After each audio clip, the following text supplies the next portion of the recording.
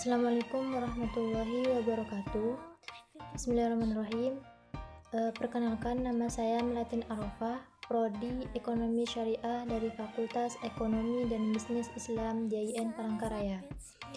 Di sini saya akan menjelaskan satu pelajaran hukum yang berjudul mengetahui hak kebendaan bersifat memberi kenikmatan untuk memenuhi tugas ujian akhir semester dari mata kuliah Hukum Perikatan.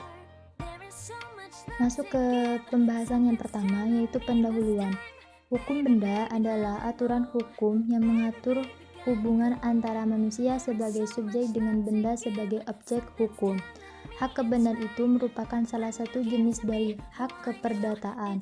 Jadi, di samping hak kebendaan masih ada hak-hak keperdataan yang lain. Selanjutnya yaitu bezit. Bezit berasal dari kata zitten yang secara literal berarti menduduki. Dari itu, bezit diartikan sebagai dengan kedudukan berkuasa atau hak penguasaan atas suatu benda. Sedangkan menurut salah satu pandangan diantaranya, hak bezit menurut pasal 529 KUH Perdata adalah kedudukan seseorang yang menguasai suatu kebendaan baik dengan diri sendiri maupun dengan perantara orang lain dan yang mempertahankan atau menikmati selaku orang yang memiliki kebendaan itu. Macam-macam bezit, yaitu bezit to go the through, merupakan beziter jujur yang memperoleh hak bezit dengan cara yang jujur, yaitu menyangka dirinya adalah pemilik sesungguhnya atas kebendaan yang dikuasai atau diduduki. Sedangkan bezit take the through, yaitu beziter jujur atau yang beritikat buruk, adalah beziter yang memang mengetahui bahwa dirinya bukan pemilik sejati atas benda yang dikuasainya itu, melainkan kebendaan itu milik orang lain, tetapi benda tersebut tetap dikuasainya. Untuk mengetahui beziter jujur atau tidak, makanya harus dibuktikan.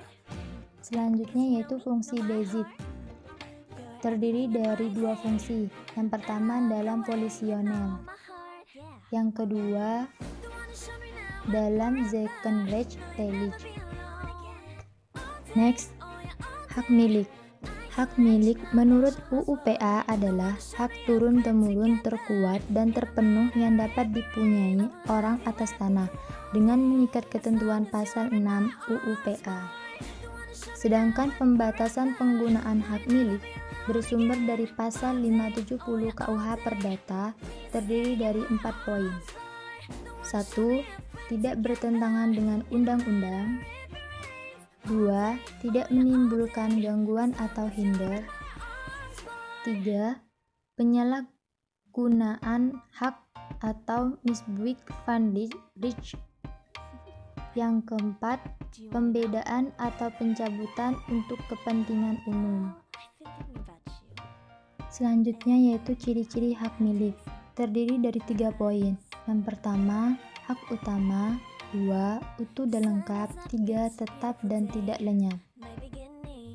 Menurut pasal 584 KUH Perdata, hak milik atau Eigendom dapat diperoleh dengan jalan pengakuan, pewarisan, perlekatan, lewat waktu, dan penyerahan. Sedangkan hapusnya hak milik, pada dasarnya orang akan kehilangan hak miliknya apabila seseorang memperoleh hak milik itu melalui salah satu cara untuk memperoleh hak milik, binasanya benda tersebut, atau pemilik hak milik atau Eigendom melepas benda tersebut. Dalam hak memungut hasil, menurut pasal 756 KUH Perdata menyebutkan bahwa hak memungut hasil adalah hak kebendaan untuk mengambil hasil dari barang orang lain seakan-akan dia sendiri pemiliknya, dengan berkewajiban memelihara barang tersebut sebaik-baiknya. Macam-macam hak memungut hasil terdiri dari 2. Yang pertama, memungut hasil rumah. Kedua, memungut hasil karena jabatan. hak pakai dan memakai.